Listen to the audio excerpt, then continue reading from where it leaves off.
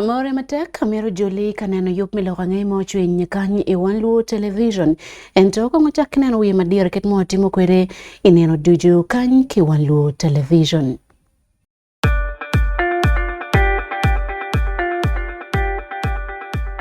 At least the one thing for now we can all agree on is the soap to use. He likes that it's big and lasts long. Anti-economy. I like that it keeps my skin smooth. Ate alina echovu. And the children like that. It smells amazing. Everyone is happy. Movit soap comes in 4 fantastic flavors. Movit family soap is truly soap for the whole family. Movit. All day confidence.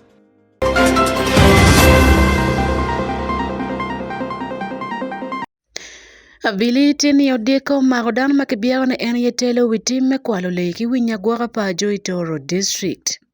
We have arrested, identified as Okware Geoffrey.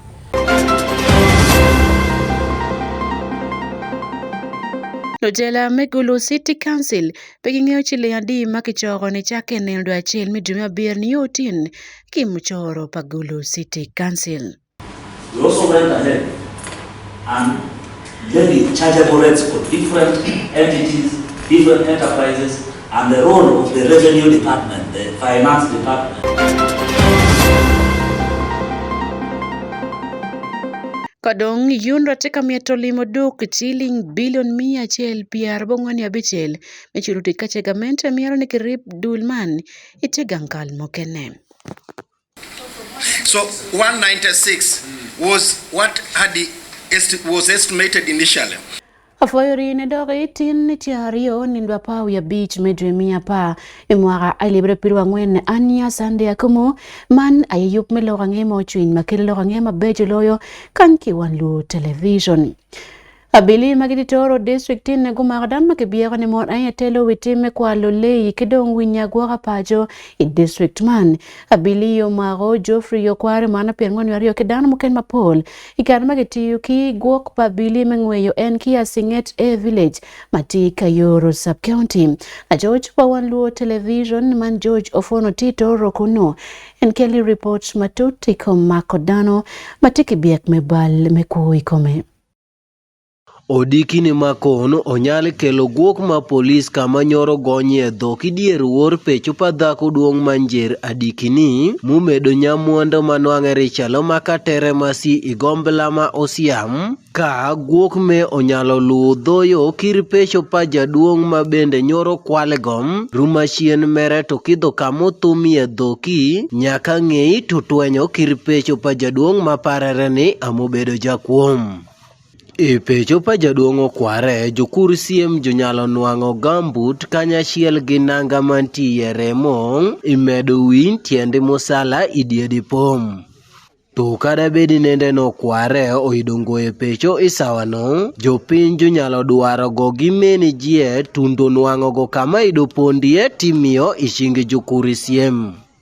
Moses Mugwe maluri jokuri sieme kigoda mogbukedi ridho paka Okware pamanyo tiyo kimako go akantie ichingi jokuri siem. Key suspect whom we are having here, whom we have arrested, identified as Okware Geoffrey. And at his residence we managed to get some exhibits there, which we hope to corroborate in our evidence. And when we finish our investigations, we shall submit these files to the resident state attorney or the office of the DPP, who will peruse and legally advise. Jotel Maradesh megi ji meraje onyopama jowacho ni meki bede hola mara pena mimako Okware itim muchalo gamam. Ihongu kwith oteki kwano go kosa mnwango go kosa mako go igik piny machalama kuodhoki gobedo ko kiri piki gobedo ko bedo jimacho kwalo piki aka gobedo dhano makitimitish gachi achele woni coordinate ka jimacho gwe jimacho smagole ngaka jimacho gwe magendo onyo kuo mathetino maido bedi chalo me magwendi sapikere ginango go yido nyengo wuok kime marapena. Jome onyopama jonege paro ni jaduong' me maparare ne amokwalo iwor manyoro nitie kode wade mago tiyo gine wok wiloka aka jomito ni jopur siem jopenj go penj matek chuka tucho jonom. Pirwa mako jame both UPDF. So waparo ni UPDF me bende. Jojo bedo mere kode jaduong' me. Nyath manyak mo jocha chandro kiswagi dhok min wango ni wuok nyathi dhiang. Chegni ora bishama to nyaki iromo dhiang' maduong'. Tibini nyeka nyaka idaka manok. So nyaka ywak mo kwa Jose Churi ten jo konyo wani indele mo tuno maginango ma kalima me manole me wangeni jo pozito bedo kweti so odhirwe jo konyo ma jo nyal konyo wani Churi ten nango ichalo ochokwalo ka dhok makalo 100 chieng' no kidhi pa pecho pa onrobo nyakecho gini former member ma parliament tikwalo dhok abo 4 tithuma meno tikadho gine manyien chena akadot 4 days ago ndela 4 mokadho okidhi akadot tikwalo dhoki 7 tithumama tikadho gine koni nyineno mosia gimotimere aka inwang'rok ni pama parare ne jolweny benda ma jobed achiel kuom jono ma jotimo tich makuo dhok district ma Tororom jotel ma district me onyopama jomito ni ber otim menyo kuom jokeya tek meno ma jokuro kamopokere i district me jotel malweny wakidho bedo gi joromo waneni bende wang'eyo jolweny maricho mere iripo kwanyo oko joturruka man iripo maki jokidhimor ka tipe joneni ni josavinga mageng'o jokuo. Jofre Okware maparare ni amobedo jakuome onyopama ntie ikigopa jokuri siem i district ma Tororo kanyo gokuro tito banja pere mamakere gi kuo dhok bedo gi misala kodi banjin man. Iloka ng'ea mochwiny gi Wan Luo TV, an George Ofono gi Tororo.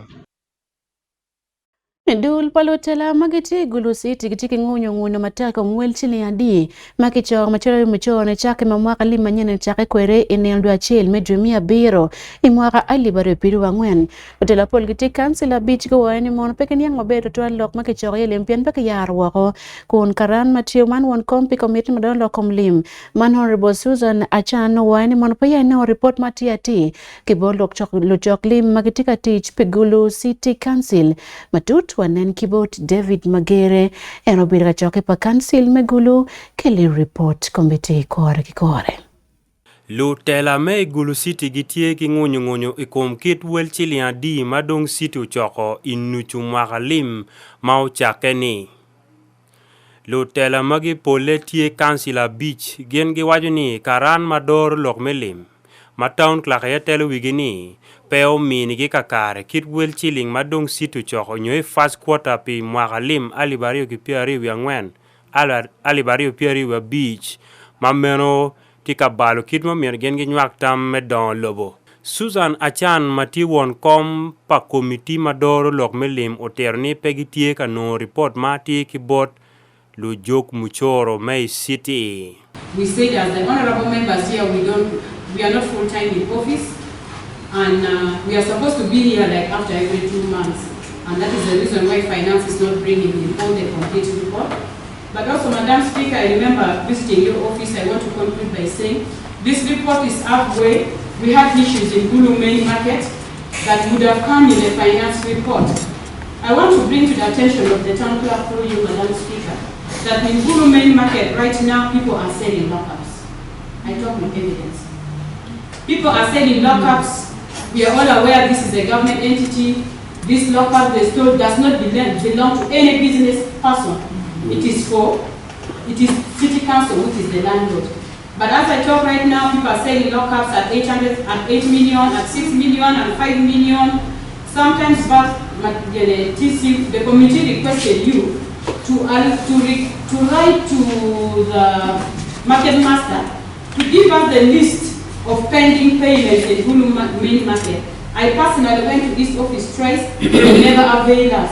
Andrew Oto Ogweta Matila member pa committee mador lok melim kono wajoni lo chok muchor pegitie ka kupe kwetgi menya ti wel chilian di magendong gino. The budget for financial year 2024-2025. We did not only do that, we went ahead and passed a revenue enhancement plan. We also went ahead and levy chargeable rates for different entities, different enterprises, and the role of the revenue department, the finance department, was to come to our committee and be able to tell us what is the status of our collections. A case in point, how is our market performing? You can imagine, we are ashamed as a finance committee, because if you are to ask us that how are we performing financially as a city, my chair and we members cannot report to the audience about the state of finances of the city, just because the finance team, which is led by the town clerk himself, which is also led by the chief financial officer, did not interface with our committee, despite invitations being sent to them by our clerk. Ento Christine Ulok matila lopko me ame Gulu City kono lego lukansi lasmagi me winye dok por lok ni woki beruping me kakachimu wangi kekengi. However, on that day, the matter that the head of executive called for the executive meeting was a very sensitive matter that could have caused the court case. I believe that he was not aware that the committee was sitting. But even though the head of the executive might have caused that gap, any member, including Honorable Wetty himself, could have walked over and informed the chair. But I think we did not get the information. We went ahead with the meeting and served the city. With that said, I now want to second the motion moved that the committee report from finance be taken as a working document. Ino ikare me yar wo budget pe mwakalim alibario kipiario ya ngwen alibario kipiario beach Gulu City guberginen no mergi il malo wel chilling magi choko we ko yup mokuma kilo don lo bitedero ento we lu councilors team mago chungwo pingoni peginge wel chilling madongi jogo i first quarter man lokangia biachara i Wan Luo TV David Magere i Gulu City.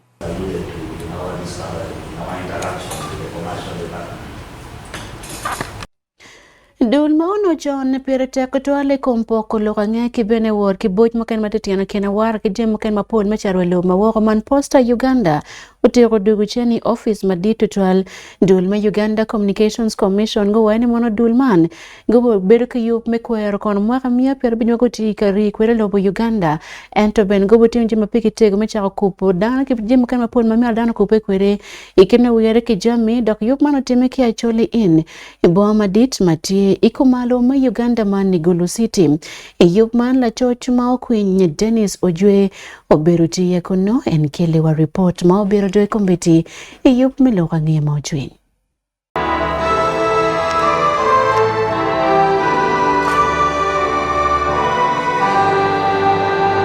Dana mapol chwingi obere mayoma tira chok kare ma gengu winyu kwena ni dul makeluone posta mayam chwala waraga ke kubute padano doko tiro che ke gwang neno.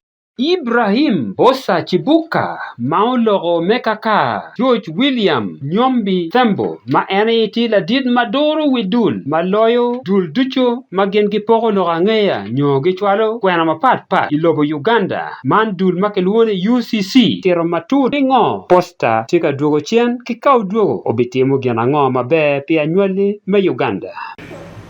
It is a reminder of the vital role postal services play in our daily lives and their contribution to global socio-economic development.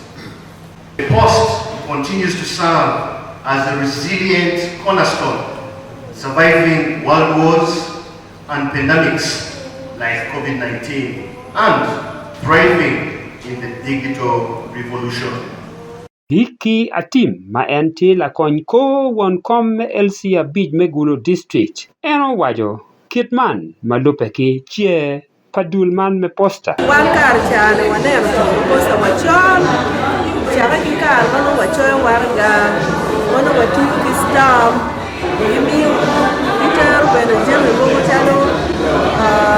Yeti mwana na mano kukupa kere kere ti pikar malaj mo yin posta lingo ko ero tin e wayo ni ke bukatu kelo ti ma papa kin meru ma papa mai kira ko kede betie ni ma ti choka ma di ma para chen piotu no kelo bases Kitung chel Andri Okot Obibi ma en ti la dit widula chel ma kelwoni mewa ma en tie bene dul makubu tiyo ilome kupo ngech kwena ki waraga ki jem mapol padano mago chwalo bodgi en wajo ningo Proposta dugule di konyo dano mi chwalo tegi da ko chwalo te ko no te o mabe da dugu proposta bera be kelo li po bel ka mono weni mer actually posta ko bede museum ne chani kando nguri maga pe tiu si noni dugu proposta ti konyo wa me weko jami o wang chao ke kome Dr. Milton Odong Otara en te dana chel chono tiyo ki dul man me posta en kono wie po ningo ilo komposta en ma ko na win ni ko meren tiyo dugo ni pinya yo mi do twal don poro ne eni ni posta bino ka tikikin yu twal tiken ma ko me tin ma tem ma bien bene tikitie kino ka dui do ne ka posta kino ka do ben chero yo eto gima piel ne jingu ni posta eni ni gin jo eni wenu magitui ba kwajo yo ko kwa yo ngi ti bot posta la chudwa madao pidano megulu city Betty Aol Ochan en bene yam utiyo ke posta karma puton adon do karma en tika kwan en kono gamane ngo ya yom ni tin kiwache ni nino madit memoire anibario ki piara rewe angwen kikwero igulu pian konyo bene me yabo wang dano ikom jemi mogo mano tie mabe dano nyang Pi Wan Luo TV Dennis Ojue Igulu City Dul palome kony makilwane mono Rotary Club menaguru gufonyo tino kilo fune me St. Martin Lukome Primary School ikiet me yupo jami mole pa nyira kimo ni kare meneno dwe yup mano time weka nyero bet kekeyor me beru ti gangkwan karwe kamne no ruk piano jami mole gitie pe weko gen beru pa jwe kare meneno en ruk mameki na George pa Wan Luo Television Alexander Okiri oberu ti yup me fonyi mano time i St. Martin Lukome Primary School matie igulu wanen matut Rotary Club menaguru i Kampala okonyu ko lutino kwan kachel kilufonye Mesen Martin Lukome matie buatira sub-county igulu district kemine gengej mapiera tak tutwal pe yopo jame makitiyu kwere pe mwole pa mon kon man kono be gwako yor komparotina nyera wak mede kiberi gang kwan mabe Yup man kono tie pe weko lutina nyera ko bera gonya igang kwan wagen po a waru medok chen paju ka kwe medue mal chule luone ruk u chake komgi ki gang kwan Yup man kono pebe konyo gwako yor kompanotina nyera keken ento be konyo gibene ki diro me yupo jeme me mwole pa mon ma bene gitwaro chatu bod jomo ken mati waru dok bene konyo gi penongu chente wako betie ikicha mamegi La tela wilo fonye me gang kwan man o wajo ne ke gum mabe gen gitie ke ot me lokke paro tina nyera ma man kono be konye ke matak to twan wek lo tina nyera ko tie kwan gi mabe It ta St. Martin Primary School ko come tiene wana chika waka me dir to twal yan no wire mo ake I Rotary Club mo akina guru mabir ma ko biyan ka konyo ko biyan ka timo jima Paul ma per tek ma la duja yedom ndok ma yebo this the sanitary part ma kidwa reusable one material schools watiki changing room madam tin placed mane anke akachane but challenge madera ye the neurophytic challenge me providing the sanitary part kiribet one material school wa will it is not enough because school kan anyara duong sometimes another challenge madera Chitian karano ngifonyo mayi bo keregi na ngene ana wapite addressing that challenge because gine ne peke bae ka giti kere dak dwa ko bero wati do liquid shop mando wajibo kan manure ne gwa kana po very problem wa training do tiana wa dong kinge yu liquid shop ma dong wa tika yo wa charo bene manure sanitary party kidong wa kiro liquid shop dong melwa hati tie dong they move together manure hygiene paro tiana nyara wo mete lu puonye bene manok geno biruti ikilutiano kanongo puonye iru malamal wa gen bene gibet kingej pe yopu jammi memole pamon ikare merok Nan mukin maruti anyar ona kere mukin menongo yupegi yaro muti anyar mapol di a ki school peti andok magi kadongo nan piro gitiga nan piro di a o gibergi luoro eto ki mama dongo kelo ene ki yuma be mu kelo ni wan chako bene macharo an ba tikina abite me mi yupo ni gene ni wa ko tian wo por en ki school go be ku kwan pa school yo mete tuma be yum chin man foi wudichu alego ba goku wo be mete ki mete gin ini ku tian yor ba ki mete ki ngo ki yupo ne wa ko ben ma be ni kar man mi anyi wo pe tian wo duchu ko pilo foi wa foi mata Karman Rotary Club I ake nagoro kinel matin gergo donyo school baro kai ukele wang ngej maber twal pian e karma lach tiang ma tiang ma pol duren ke ngej matien wano no ngej iket na yopo usable sanitary pads tagi punyo aket na ngono ne ket na koine ket mala ten twero gwaka twere gene ni brak enri pe karma lach dok bene wede dok yon eni ne ti ngej maber da maloyo ngat ma biro pogo sanitary pads and to pemi ngej ket me koine Henrik Hemi maubiru la dit matika doro jopman pe Rotary Club matina guru wajo ni gen gikate kono ki jopman me ponyo lutina nyera ke diero me yopo jeme me mole pamon wak bene lutina nyera gumede kono ke kwan la bon la gang mo ke ken ma wamiro donating ki school eni St. Martin Primary School Lukome wedu kony lutina nyera pien bon même molegi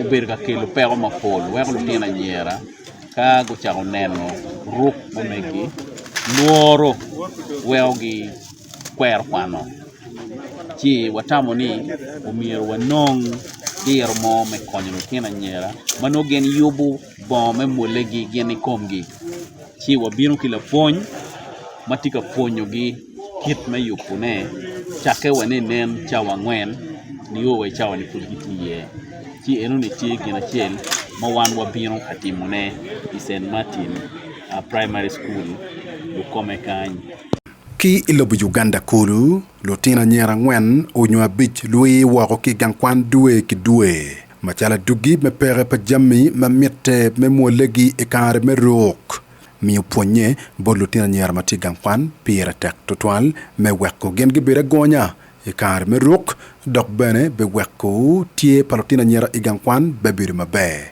naka wang magen gutia kwan pi Wan Luo TV ni Alexander Okidi Lutit padul mai Uganda National Roads Authority man yunda yo machakti medgamento mi bod gen shilling billion mia chel PR bunganya bichel machela wechul pegen makamen tika bwago gidoyonde te dul mokenne menene kidweko wel dul makamen tikwele karman wekti dog yor kaben gamente o gwoklim kache dul mai yunda te dul mokenne gamente o gwoko shilling billion PR bichu ya biro dogen gitiki biakli me shilling billion PR wana bichel memi yene bolu tit mo bodog lutit mayo machon padul mai Yunram Fred Kajubi oberutie karmati loklu cholo ngania wanen kong report man kombeti kore ki kore Inyamulok maulieti match tiang committee makilunge ne physical infrastructure committee me atmoko chek udok chen kangenyu iyo dojo lokum ripo jangamente mokene wekudok chele Minister me public service Wilson Muruli Mukasa oweni molutit aliba chele mia bit piara biro ya biro kibibayo gitenda omerke chul gene shilling billion piara ngwen ya bichel tone angwen adek 212 response by minister, that last paragraph, it states, therefore, a one-off payment in terms of terminal benefits to UNRWA affected staff of 196 billion. Then you put in bracket, subject to verification by Ministry of Public Service. So 196 was what was estimated initially. Now the Ministry of Public Service, the Ministry of Public Service was, because that is their duty to compute payments. So they went and sat and technically came up with 46. Okay. Public Service the one. You see, Karibet kumeno la dit pa UNRA man Alin Kajina wani mono chul nyombe na chek tie me chulo dano weng doko miero peke nene ke bai ngatume ken woko ento pegang kan me public service o miero ko kat ke biakli ma meke pien gien machalo yundra gitie ke biakli me chilling billion 100 piar bongo ne bichil pedang merge chul ke dok enti penwe kama moruli ono ye wel chul me chilling billion piar ngwen ya bichil ke kenem. What we are holding as an institution, the mandate we're holding, the request for a clear roadmap. Honorable Chair and members, we have a portfolio of approximately 9 trillion Uganda shillings. The roads that we are doing, the roads that are coming over the years.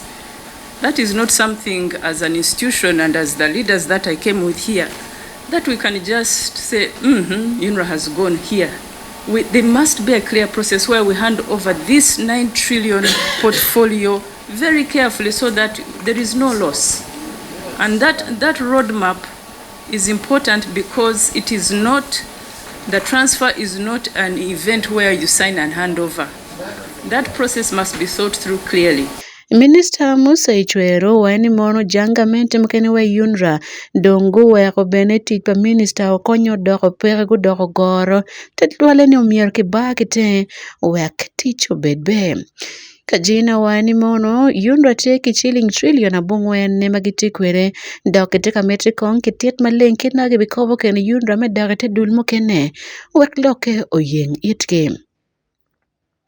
Kari kumel lumoktia kitiki ngunyo ikom yupa ministry pagankal kidong ben kero pagankal meneno project mapol mai kariman yundra ayetika loyo nene. Inge kati kilok ma present Yoweri Museveni wani mono yundra tika balo matek chente palo on muchoro ndok bene tika rutu nyobene gin gi poro tit pagankal me gin wot dok chen no duoko chen taman bodo noko chek weke nyam iye kadong la chen kinen kit meket ne woko karibeni uyati onot moko chek pego ye tamni ene. Pelo wange mo chwiny e Wan Luo television Fred Kajubi ki parliament.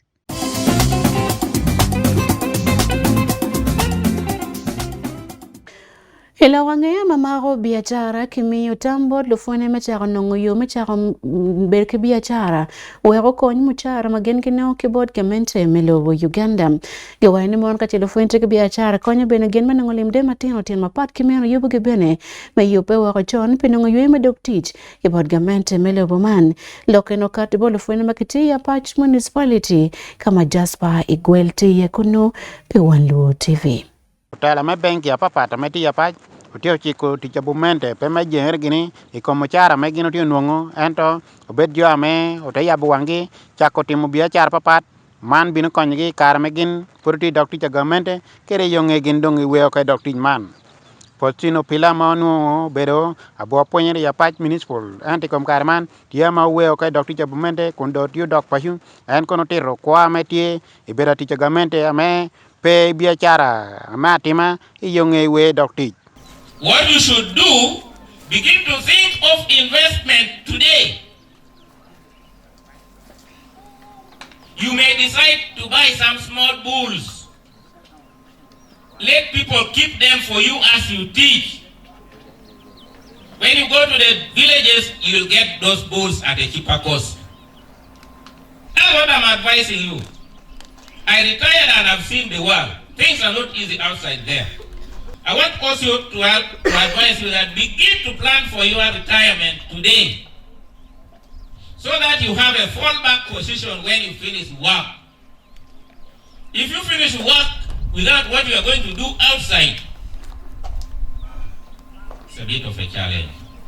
I'm not crying, but I think I should better let you know before you fall maybe in the same trap where I am. Pi utichabumente moga me timu biashara itute men nungu butiento kene medde e koma dunu chara me gino nungu we kwogi taber manager me Stand Big Bang jang ma pach utiro kitame mon na mober tichagamente en dokti timu biashara utike de gum men nungu chente me gameto kato kede ite yoba me grow loan. But right now the grow loan you people are hearing on the radios wherever you have got the information. Stanbic Bank has noted loans, the grow loan. And it is purely for women in business. Whether you are a health worker, whether you are a teacher, you are a banker like me, provided you have your side this business. Apart from teaching in the class, going to the hospital to work, we shall fund that small business you have started. It can still be for you the salaried staff, but we shall only fund you a small business. We are waiting for the loans and the release of funds from government. I don't want to lie, Stanbic has not yet launched that product, and the fund Stanbic has not yet received. Ilokere kere ponye ma Pach district medde kere municipal le judin hotel awor ma che chambi chele karmo ponye dia berge kare me kwero nino gi Robert Semkola mo ber branch manager me bank me centenary jang ma Pach en kono chiho ticha bumente ikom bere kere den na pola. But again, what in terms of financial management, know your limits. It is very expensive for you. You will not do the right thing in the class. When you borrow from centenary, you go and add from platinum credit, add another one from Let's Shego. Choose one bank, no limit, and you reduce your stress. Bosco Elia kamo bera bo ponye ma Pach district. Uko ni mano ti tim mama ponye kene ti timu peme ponyo tino gi chukula megino ti yere eno mio ponye kene chanti ori da tek. One of our problems we have in the Pach district is that sometimes we are not helping ourselves. We are poor, we have low pay, all right, but we are spending money unnecessarily because we are not working as teachers. Teachers, it is high time we should rise up and begin to work hard so that we eliminate some of the expenses and expenditures which we are currently meeting. Why are we getting too many loans in the banks? One of the reasons is paying school fees. Yes, it's true. Our children have to go to school. But some people are getting loans even to pay primary school children. Is this realistic? Should we continue paying school fees for our children in private school when we are also teachers and teaching in a school? What is the problem with you teaching your child in your school? Ka ponye kene ame koro pekiman tiyo ma dio gi mir ber kare menungo yore metie ko pekigi elia kono tiro ginna me koro ponye magi mir ber kare metimo. If we could make our school a better school where our children can study from, we would save the money for paying school fees and use it when our children reach secondary schools. If you are teaching a secondary school and you make your school a better school, you can save the money for O-level education and A-level education, and you use this money for paying university education. And some teachers are already doing this. Why should teachers of Ibuye Primary School take their children to study in Aroja? Why? And you continue crying that you are poor. Why should the teacher of Apache SS take his child to study at Wisdom College and pay 1 million? Kai kiru yehuni umi kwa ya tini teleko. Bal motikwe.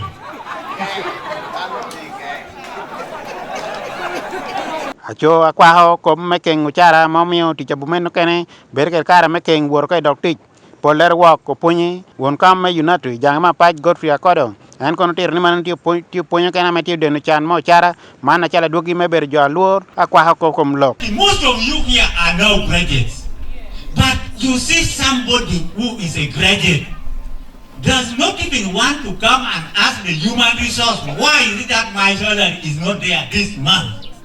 You also said keep crying. Please, come, tell them. They know that is their work. They must produce evidence to show that you have not been paid because of ABCD.